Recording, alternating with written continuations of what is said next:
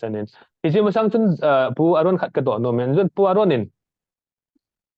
leadership tam na te hitivin number 1 CSO jong leadership tam na jing land of president ikiti now jong tam tam men ani na chun churches jong many denomination which means it's leadership it's all about leadership day na jing CSO churches achung chu na chu am group mo jong hi leadership tamna hiti hi kisay walo dinga it's our armed groups are lots of presidents tu in potential chun pathen pha thei bun zalin group ni hum tawn ke no UPF chu ta ting le doctor pu se bang chun political demand khat jong hi no ya ichi ta ben achuti le tu a niam hi khana thei lo ham political demand khat nei ta ba le ani achuta ting le Kuki army hum kitivin bon chabin UPF noi han lang ke no noi ong le ki pam tan Kuki army kitivin mi pilung sai na ta hin to UPF noi ya organization hizat ke no noi hizat ti ho yong hi su be ya bo na hi khatnai ki pu thei de lo ham achuti le mi za yong ki changin tin policy planning jong chu thein tin chu ta ting le strategy chu thein tin egal sa na wang chun cha chun ya effective tan ki pang ten den gal zo no min te ti tam ta lungel hen chi hi pu aronin how do you respond we zangin na sei hi society adinga ki khel thelo khil khat hin ki khel thelo ka ti le arm movement in bolu 1987 na kona event na hile 1987 na kona noi pang founder pu punelun thanga kona tuni change hi noi hi yung chi danu hi to start with foot soldier ho hi akum apan na kum jong tama hile areng hung kalin lam kain tuin concept ma cho gamla in po imanuwa international relationship yang ngai lo community dang to relationship yang ngai lo to banga chu gamla iti a chu sustainable na dinga chu arm movement chu ingi ichi khangchan nanti gamla chingnoya hingzo ting le thahat gal ki kap na hangsan stage movement yang akang phat dungzui na ung ki hialin ichi i society wa ki hial thelo ka ti pa chi pham kan sei lo na chu pat khat nai factional clash leadership daisy ham ai lo le class of ideology hama chu society wa faction ta hum den ichi nang la ken tunia hi sumil ta win ti ichi khanga factional fight ani ki tha to go ani ki man to go ani ki tha khel ki te ho chu tu nin min se hi yong le hen kuki society sunga hi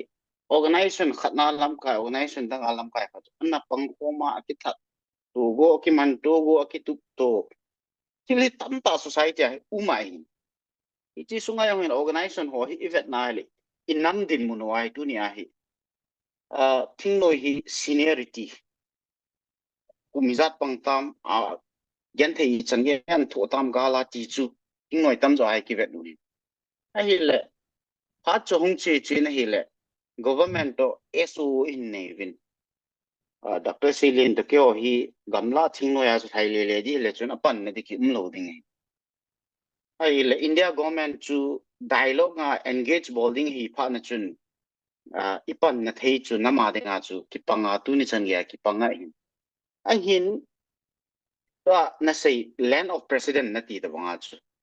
izat isay wanga chu ku min kha khel thilo na ai lo wa hele organization structure a chu kum izam khat masanga so pi ho jelare leadership han lang UPF sungai jong le keno UPF meeting an ki bola hung ki kinil ting le adre vele kana sejin tuni nam khat hina government to eso ini kombin dialogue table khana itowin e ho ki ho tingol le ilunggelo ki bangsi pon nomenclature tu ham ai lo le demand tu hama ikina di ziwin ti ipg ham ideal I'm trying to represent na hong ki kondo na organization ham hong kondo na that small community ti voice to represent ka bola ka to hompi nam khat kai ti wanga organization dang lam ka ke thua ka chi sa hele e to success dana ka ki yel cho represent ka bol organization cadres ho to leadership min jong ke chu success ai gel cho kum tam tai in koi man in mangovin tunia jong hi azo dr selin sen kum hi zat ki to thelo te chu nomenclature ang ki to lo demand ayong ki to lo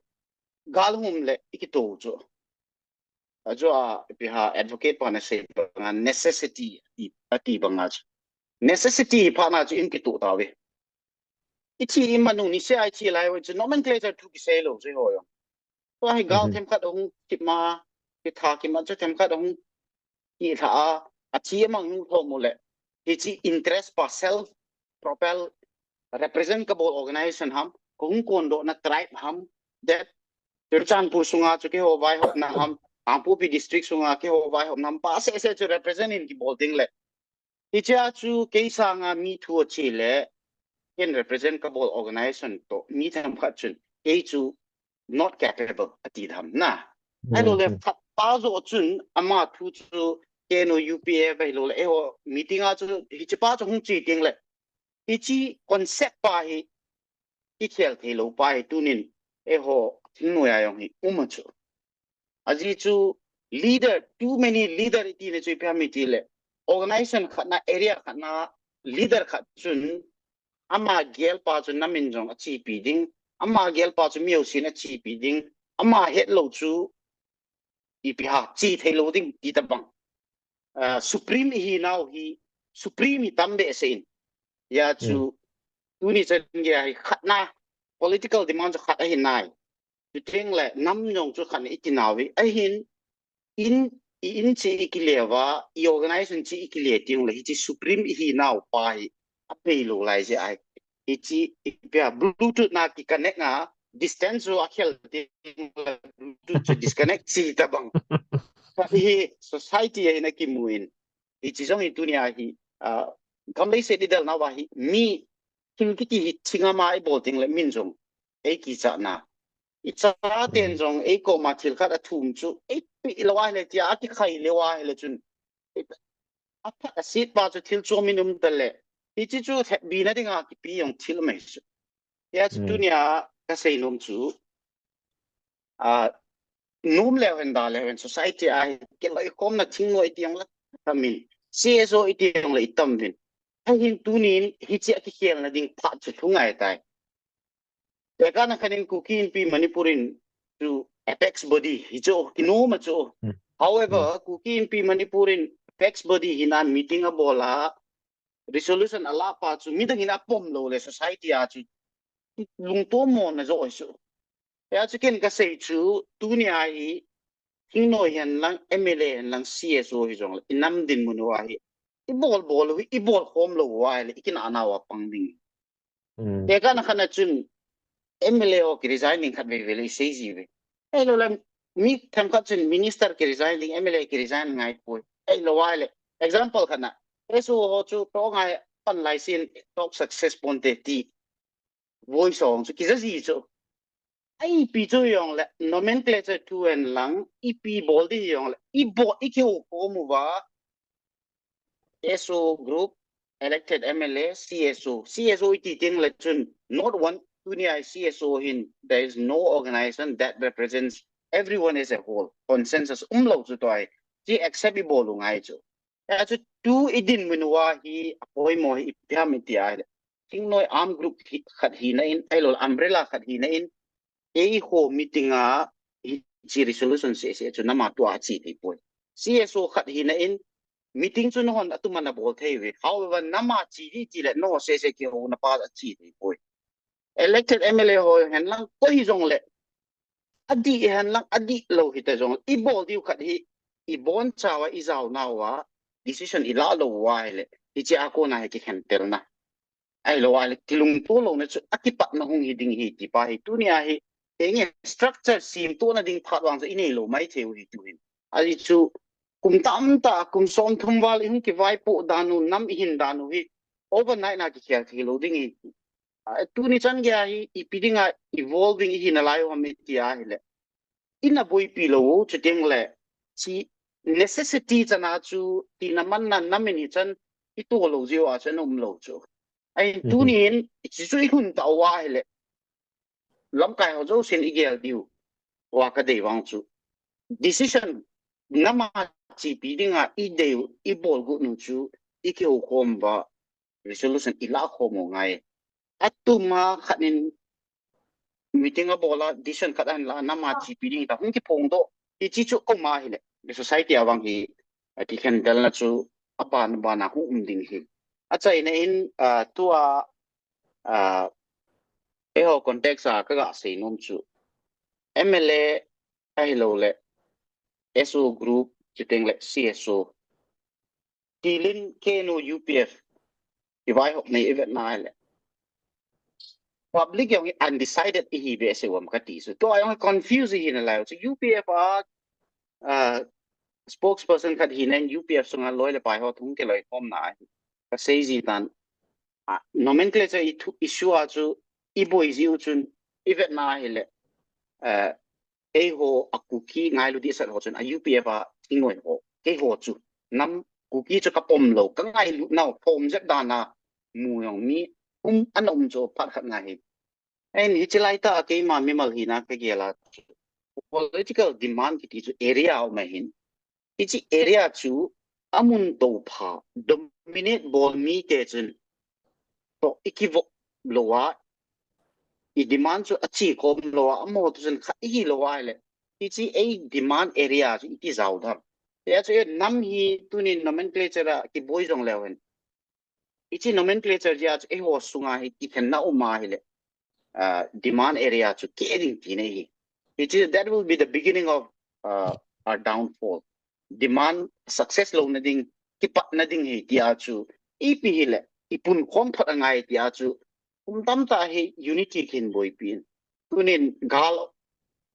zowin jong nomenclature public pressure umin ichi particular nomenclature che hi lo wa la gal sa jong la na pat som na poi gam lei set mo jong la som na poi hi pressure umin leader ho jong ichi pressure a chu decision a la jong ding hi ai dunia chu chi chu mi dei lo kha this decision I la wa ki ken na the hi iti wa ai hin chi hi lo ai thei poi iti wa hi le we should be ready for the consequence na achu ibol jong le a consequence pa jong thun ting le di ki salo halang ibol jong le di ki salo chu hoi chi pen chu ibol wa I ma chal di wam ya chu tu ne hi public ai lo le social media mi pi voice ko event no leader condition ila go no lawang chi pat si le inung chop I ma chop ibol le divin kamuin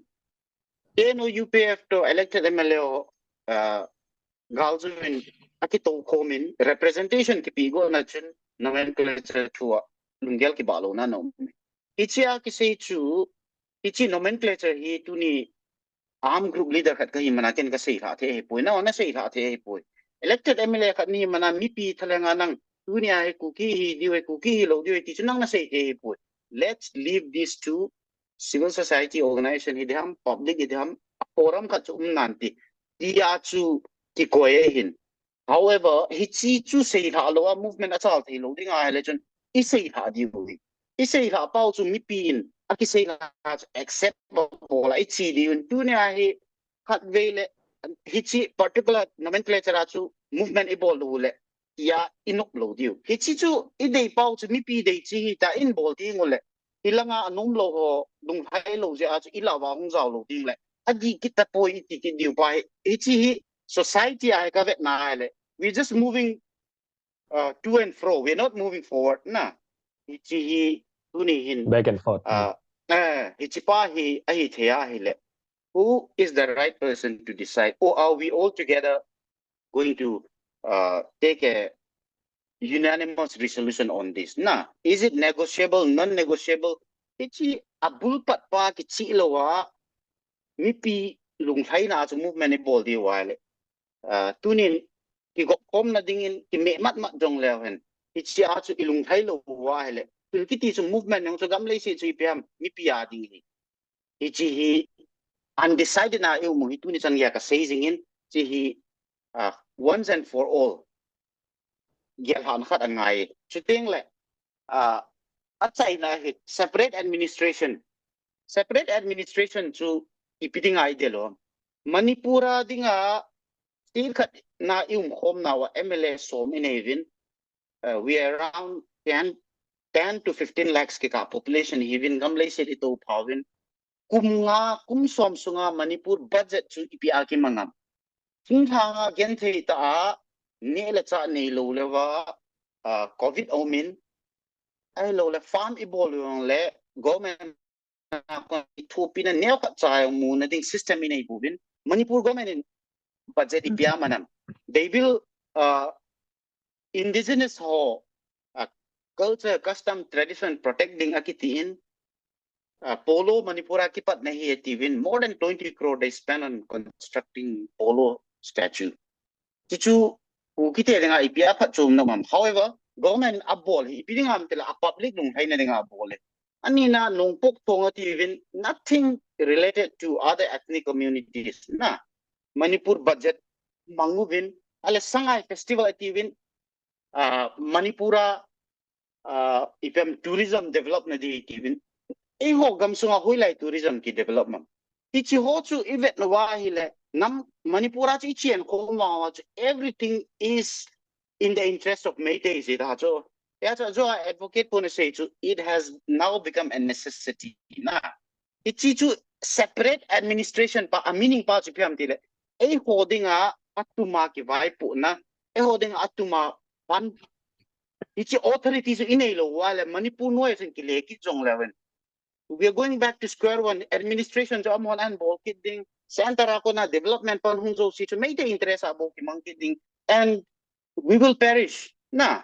ichi chu ahin mi pintu niya chu. Ichi separate administration chu tunin ihat wale. Maybe it'll be a state or union territory or ahin lo wale. A necessity to IPM made your administration noya umloading financial autonomy needing IPM ichi ajo anaseon peace first solution then solution na tipao chu ai thelo na pa chu chichu hi it has now become a necessity ya chu government gela chu peace omting solution ka pidi wi tizong le ichi chu that solution is going to bring peace na ichi umlo wa chu tunya even if we go back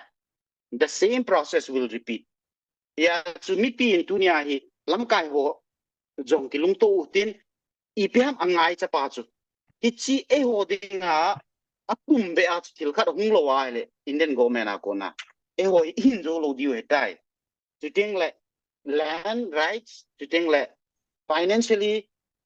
develop the building igam le sit no ichi zo si chu I ma cha chu bol zo lo diu hetan tunia gale to wa ichi wa chan I pha zo nu wa ichi at least let's get that necessity na ya chu separate administration iti tengola mi pi tam ta hen separate administration chu IPM jong elowa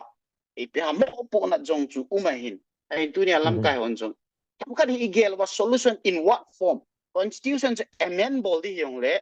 a necessity pa iti need bol sa dam ti pai elected MLA wan lang SO group lam kai lang society advocate CSO jong le ti pai ki gu ho kom na o ma ichi necessity develop do pa hin zo lo na pau problem solve lo wa gal hi akitsaya law and order problem da na government in till control of holding wang chu tunin keong kanom pon ichi lam kai khat hina chi preventable lo ngai ti chu ka sei no me